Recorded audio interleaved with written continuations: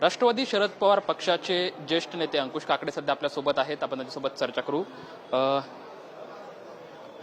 जी सध्या उमेदवारी भरण्यावरून जे काल जो राडा झाला, खरं तर अजित पवार जर असते तर विक्रम काकडे यांना उमेदवारी दिली असते का, हाच प्रश्न आहे. कारण की राष्ट्रवादीमध्ये सध्या नाराजीचे चित्र जे आहेत सध्या पाहायला मिळत आहे. नाही, अजितदादा असते तर या निवडणुकीचा सिनेरिओ फार मोठा बदल झाला असता.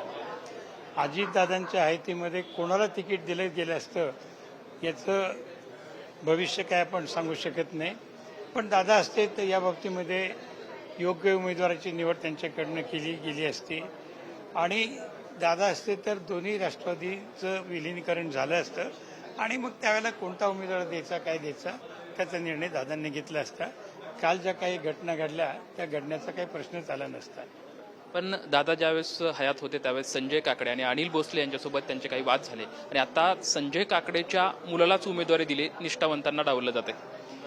नाही, त्यांचे काही वाद होते किंवा वाद झालेत याची मला काहीही कल्पना नाही आणि त्यांच्या पक्षाने घेतलेला हा निर्णय आहे आणि त्यांच्या पक्षातल्या सगळ्या ज्येष्ठ नेत्यांनी एकत्र बसून हा निर्णय घेतलेला आहे. त्यामुळे त्याच्यावरती मी दुसऱ्या पक्षातल्या प्रवक्त्याने काही मत व्यक्त करणं हे काही मला योग्य वाटत नाही. पण अजितदादांसोबतचे तुमचे संबंध हे पाहता खरं बघायचं गेलं तर त्यांच्या राष्ट्रवादीमध्ये तर सर्व काही आलबेल नसल्याचं चित्र पाहायला मिळतंय. वर्तमानपत्रावरून माध्यमामध्ये जे काही आम्ही पाहतो त्यावरून त्यांच्या पक्षामध्ये चलबिचल आहे. मध्यंतरी आपण पाहिलं असेल की छगन भुजबळांबरोबर वाद झाला, छगन भुजबळ आणि सुनील तटकरे यांचा वाद झाला. आमदार देखील काही वेळेला खाजगीमध्ये आमच्याशी बोलताना त्यांची नाराजी व्यक्त करतात. पण असं आहे, त्यांचा पक्ष वेगळा आहे. त्यांच्या पक्षामध्ये जे काही चाललं असेल ते निभवण्याचं सक्षम नेते त्यांच्याकडे आहे, ते पाहतील. राष्ट्रवादीमध्ये चलबिचल सुरू आहे अशी प्रतिक्रिया अंकुश काकडे यांनी दिलेली आपल्याला सध्या पाहायला मिळते. कॅमेरामॅन विकी चव्हाण सोबत लक्ष्मण जाधव, चॅनल मराठी, पुणे.